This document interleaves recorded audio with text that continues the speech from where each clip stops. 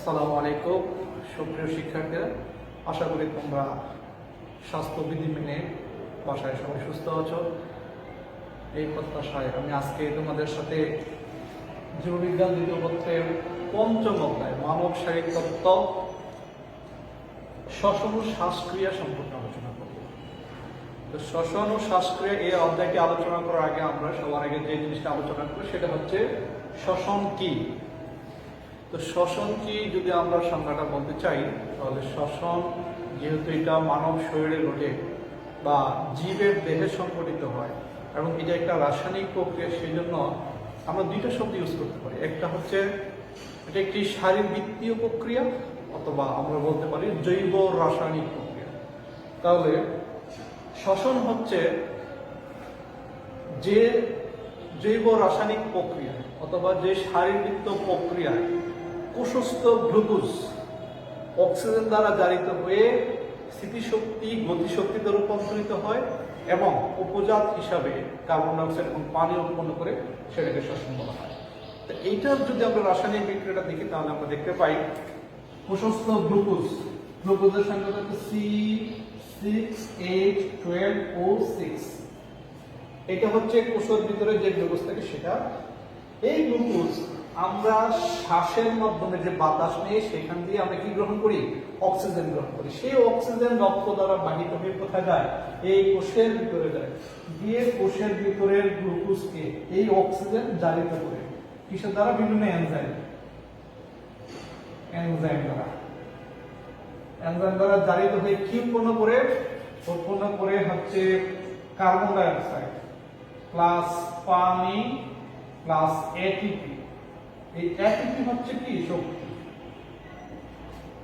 শক্তি। এই শক্তি পাওয়ার মুখ্য উদ্দেশ্য হচ্ছে কি? আমাদের শ্বসনের মুখ্য উদ্দেশ্য হচ্ছে কি? এই শক্তি। তাহলে সংখ্যাটা যদি আমি বলি, সংখ্যাটা হচ্ছে শ্বসন হচ্ছে এমন একটি জৈব রাসায়নিক অথবা শারীরবৃত্তীয় প্রক্রিয়া যে প্রক্রিয়ায় কোষের ভিতরে গ্লুকোজ অক্সিজেন দ্বারা জারিত হয়ে কিসের? বিভিন্ন এনজাইমের সাহায্যে অক্সিজেন দ্বারা জারিত হয়ে কি উৎপন্ন করবে? শক্তি উৎপন্ন করবে। এই শক্তিটা হচ্ছে গতিশক্তি। এই শক্তিটা এই গ্লুকোজের মধ্যে স্থিতিশক্তি হিসাবে থাকে, সেটা গতিশক্তিতে রূপান্তরিত হয় আর উপজাত হিসাবে কার্বন ডাইঅক্সাইড এবং কি পানি উৎপন্ন হয়। পরবর্তীতে সেই উৎপন্ন কার্বন ডাইঅক্সাইড বাতাসের মাধ্যমে আমার দেহের বাইরে বের হয়ে যায়। এইটা হচ্ছে শ্বসন। তাহলে শ্বসনের সংজ্ঞা দেখলাম, শ্বসনের বিক্রিয়াও দেখলাম। এবার আসো আমরা যেটা নিয়ে আলোচনা করব, শ্বসন তন্ত্র বা রেসপিরেটরি সিস্টেম। শ্বসন তন্ত্র হচ্ছে ওই তন্ত্র যে তন্ত্র এই শ্বসনকে সহযোগিতা করে।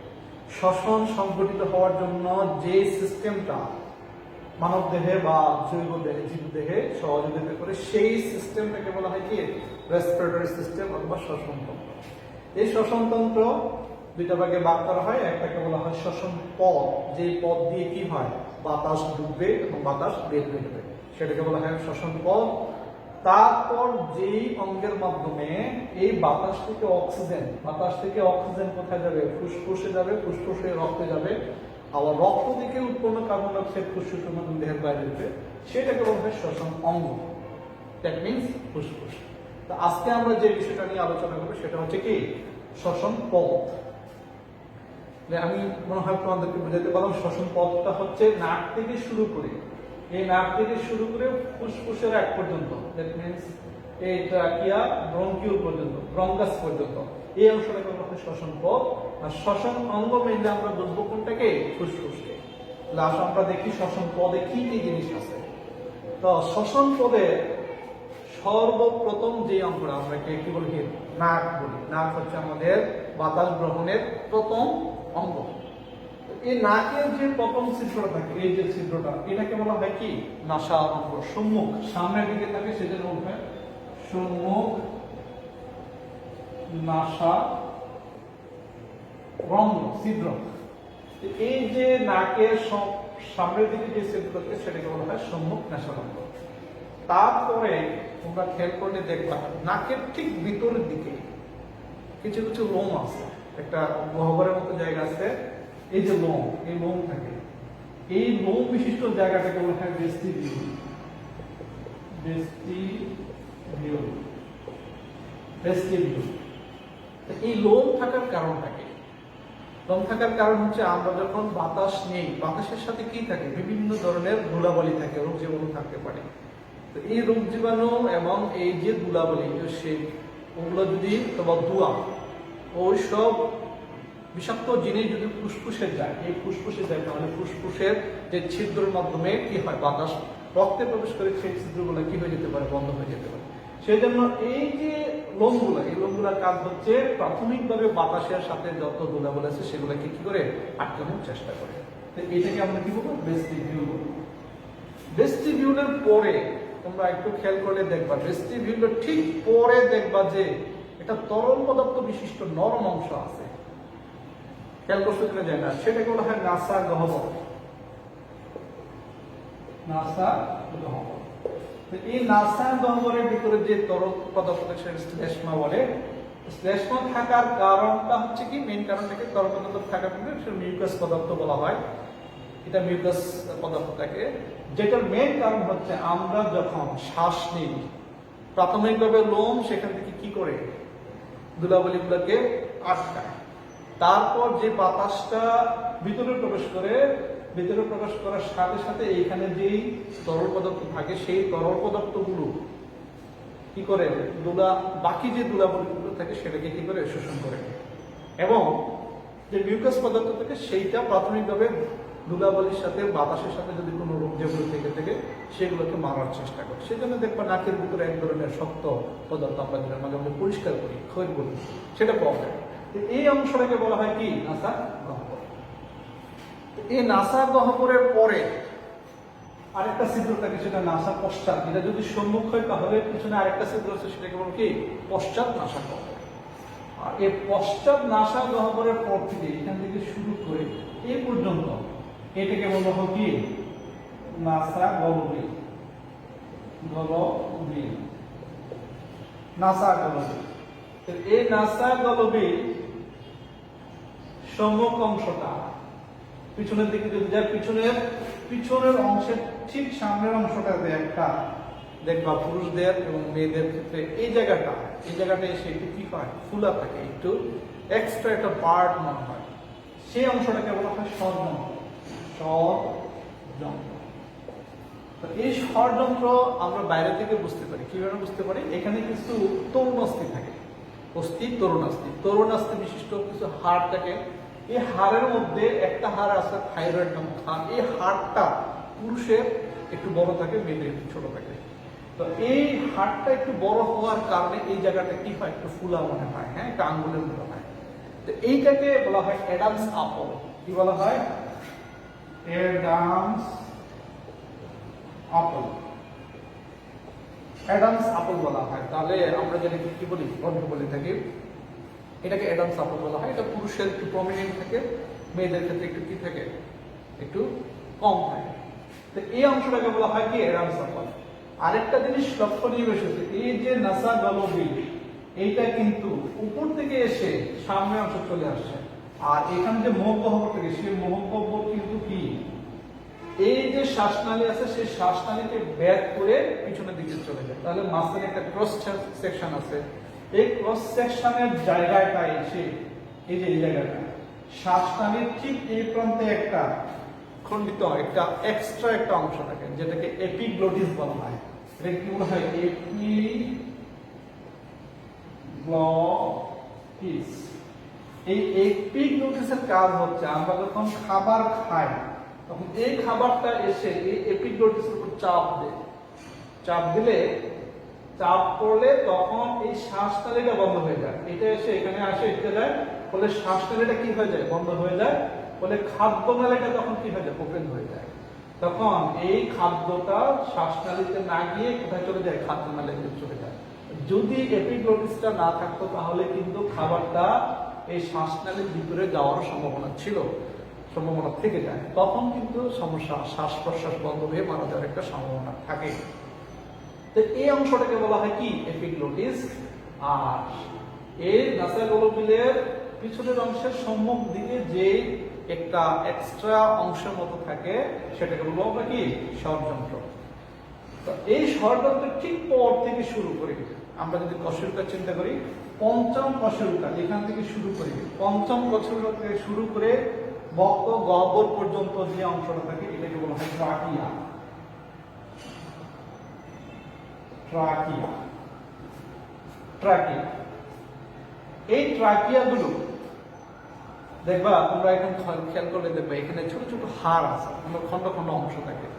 এই ট্রাকিয়া গুলো দেখতে অবশ্যই সি আকৃতি, বলয় আকৃতি, তরুণাস্থি দিয়ে কি থাকে গঠিত, অনেকগুলো খন্ড খন্ড হাড় থাকে, সি আকৃতি। যার কারণে এই ট্রাকিয়াটা কি হয় না, চুপসে যায় না। এই হাড়গুলো থাকার কারণে তরুণাস্থি নির্মিত সি আকৃতির বলয় আকৃতির হাড় থাকে, যার কারণে এটা কি হয় না, চুপসে যায় না। বুঝতে পেরেছ? তো এই অংশটাকে আমরা কি, ট্রাকিয়া।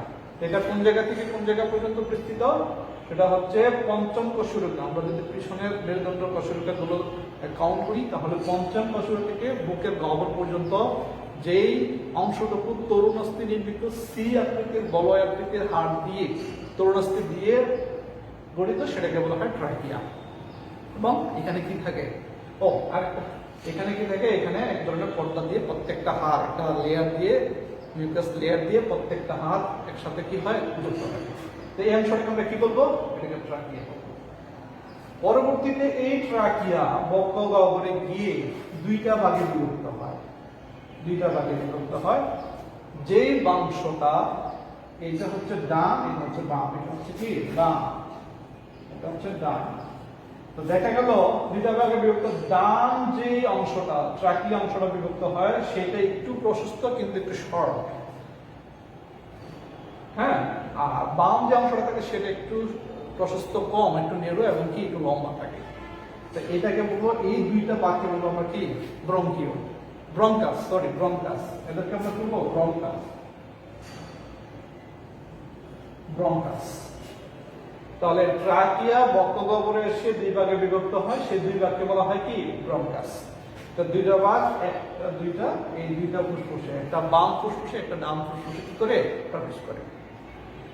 এই ব্রঙ্কাস আবার ফুসফুসের ভিতর গিয়ে কি করে, এগুলা ডানে, এই ডান অংশে তিনটা, একটা দুইটা তিনটা, তিনটা খণ্ড, তিনটা খণ্ডে বিভক্ত হয়। প্রত্যেকটা খণ্ড ফুসফুসের এক একটা লোব এক একটা খণ্ডে প্রবেশ করে। বোঝা গেল?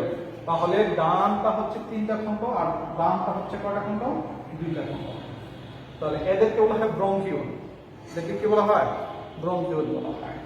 তাহলে ট্রাকিয়া বিভক্ত হয়ে ব্রঙ্কাস, ব্রঙ্কাস গুলো বিভক্ত হয়ে কিসে পরিণত হয়, ব্রঙ্কিওলে পরিণত হয়। বুঝতে পারলাম? আচ্ছা, তাহলে ডান ফুসফুসে যে ব্রঙ্কাস সেটা কয়টা অংশে বিভক্ত হয়, তিনটা, আর বামটা কয়টা, দুটো অংশে বিভক্ত হয়। ওকে, তাহলে এইখানে ডান ফুসফুস হচ্ছে তিনটা লোব বিশিষ্ট আর বামটা হচ্ছে কি, দুইটা লোব বিশিষ্ট খণ্ড বা লোব নিয়ে গঠিত। পরবর্তীতে এই অংশগুলো আবার ছোট ছোট ছোট ছোট শাখায় বিভক্ত হয়, যেগুলো ব্রঙ্কিওল, ছোট মানে শাখা ব্রঙ্কিওল। এটাকে যদি হয় প্রাইমারি বলা হয়, সেটা secondary, primary bronchiole, secondary bronchiole. সেগুলো আবার এই তিনটা মিলে 10টা খণ্ডে বিভক্ত হয়। বুঝতে পারলাম? 10টা খণ্ড। আর এই যে দুইটা ব্রঙ্কিওল, সেই দুইটা ব্রঙ্কিওল 8টা শাখা বিভক্ত হয়, শাখা বিভক্ত হয়। প্রত্যেকটা শাখা, প্রত্যেকটা অংশ সেকেন্ডারি, এটা যদি ফার্স্ট প্রাইমারি হয় সেটা হলো কি, এখানে 8টা সেকেন্ডারি ব্রঙ্কিওল তৈরি করে, আর এখানে 10টা সেকেন্ডারি ব্রঙ্কিওল তৈরি করবে। এই 8টা সেকেন্ডারি ব্রঙ্কিওল, প্রত্যেকটা ব্রঙ্কিওল আর একটা লোবিউল। এখানে দুইটা লোব বলছি, এটাকে দুইটা লোব, এখানে তিনটা লোব। এই দুইটা লোব আর 8টা খণ্ডে বিভক্ত হয়, যেগুলোকে লোবিউল বলা হয়। আর ডান ফুসফুস তিনটা কি খণ্ড, লোব বিভক্ত হয়ে কয়টা, 10টা লোব হইলে বিভক্ত হয়। তাহলে এই যে তিনটা, এই তিনটাতে 10টা শাখা বিভক্ত হয়, আর এই দুইটা থেকে 8টা অংশে বিভক্ত হয়। বিভক্ত হয়ে প্রত্যেকটা খণ্ডে খণ্ডে কি করে প্রবেশ করে। এইভাবে ক্ষুদ্র হইতে হইতে শেষ পর্যন্ত অ্যালভিওলাসে গিয়ে এই খণ্ডগুলো কি করে প্রবেশ করে। তো আমরা যেহেতু বলছি শ্বসন পথ এই পর্যন্ত আমরা আজকে আলোচনা করব। তো ফুসফুস পর্যন্ত আর গেলাম, আমি শুধু পর্যন্ত কোন পর্যন্ত আসলাম, ব্রঙ্কাস পর্যন্ত আলোচনা করব। তাহলে আমরা কি দেখলাম, নাসাগহ্বর থেকে এই ব্রঙ্কাস পর্যন্ত বিভিন্ন অংশের বর্ণনা আমরা দেখলাম। তো এই জিনিসগুলো হচ্ছে যেহেতু বাতাস গ্রহণ এবং বাতাস ত্যাগের ক্ষেত্রে সহযোগিতা করে, বাতাস গ্রহণ এবং ত্যাগের জন্য এরা যে পথটা করবে সেই পথটাকে আমরা কি বলবো, শ্বসন পথ বলে থাকি। আরেকটা জিনিস, এই ষড়যন্ত্রের কথা একটু বলি। এই ষড়যন্ত্রটার কারণ হচ্ছে এখানে কিছু হাড় থাকে, তরুণাস্থি থাকে, এখানে কিছু পেশি থাকে, তরুণাস্থি থাকে এবং কিছু কি থাকে, কোষ থাকে এবং একটা মিউকাস লেয়ার থাকে। এই অংশটুকু পেশি দ্বারা টানটান থাকার কারণে এখানে যে পর্দা থাকে সেই পর্দাটা যখন বাতাস যায় তখন সেটা কম্পিত হয়, যে কম্পনটাকে আমরা কি বলি, শব্দ বলে থাকি। সেই জিনিসটা হয় কিন্তু স্বর তৈরি করতে। এই স্বর যন্ত্র এই হচ্ছে একটা অংশ। আশা করি তোমরা শ্বসন পদ এবং শ্বসন সম্পর্কে একটি অবধারণা নিতে পেরেছ। তোমরা যদি বই দেখো তাহলে আরো ভালো করে তোমরা কি করতে পারবে, আইডিয়া দিতে পারবে। আমার নেক্সট ক্লাসে যেটা আলোচনা করবো সেটা হচ্ছে কি, ফুসফুস। ওকে, সবাইকে ধন্যবাদ জানিয়ে আজকে এই পর্যন্ত। সবাই বাসায় ভালো থেকো, সবাই ধন্যবাদ সবাই।